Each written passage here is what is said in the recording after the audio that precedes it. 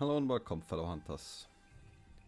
The Goss Harag Greatsword is my favorite weapon in Monster Hunter Rise, and it looks like I'm not the only one. So with update 3.0 bringing a lot of exciting new options to Greatsword mains, the question is the Goss Harag Greatsword still viable?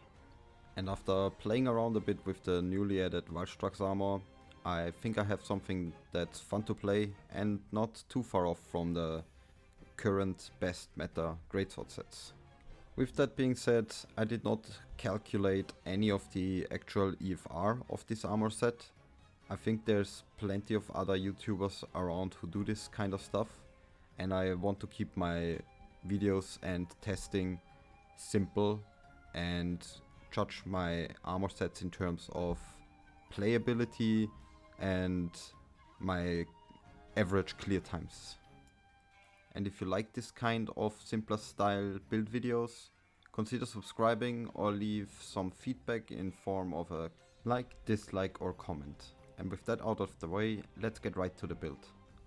So there's two things that are kinda important for this build.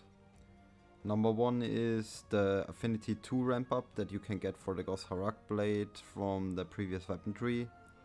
And number two is a Palico with the Rousing Roar ability. Another thing you're gonna need is any talisman with 2 level 2 slots or a talisman with 2 levels of focus. If you don't have any of those talismans, this build should still work, but you're missing focus completely. With all of this in mind, I finally freed myself from the curse that was the Anjanath mail and managed to get some Dragonheart and Resuscitate into the build. So overall we have 71% affinity on weak points. That will be 100% with Rousing Roar active, or if you play a lot of multiplayer with any Hunting Horn buffs or other Palicos, it basically will be constantly 100%. We have attack boost 4 and crit boost 3, so with a regular crit, no other effects active, we hit for 1002 on our Tetra Dummy head test. Now, as far as I know, the number on the Tetra Dummy is calculated together from the raw damage and the 20 ice we have on the Goss Harag Greatsword. But the ice element will get cancelled out as soon as we have Dragon Blight. And because I have Dragonheart in this build, I will get Dragon Blight as soon as I fall to 50% health or lower. And if you play Rageslash anything like me, you will fall below 50% health and you will get blighted by any other blight that any monster can inflict anyway. So with Dragonheart active then, we get Dragon Blight. All elemental resistances will get set to 50. And Resuscitate activates. And with that active on our Tetra Dummy head test, we hit for 1017. So overall I think damage is respectable and fairly reliable.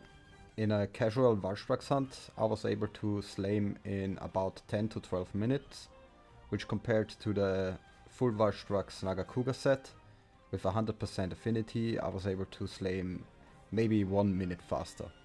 What I definitely have to mention is that this set feels quite a bit more challenging to play compared to the full Wallstrax Nagakuga set, because thanks to the Ingot Greaves and the Anjanath coil, we have quite a bit lower defense compared to the full Wallstrax armor.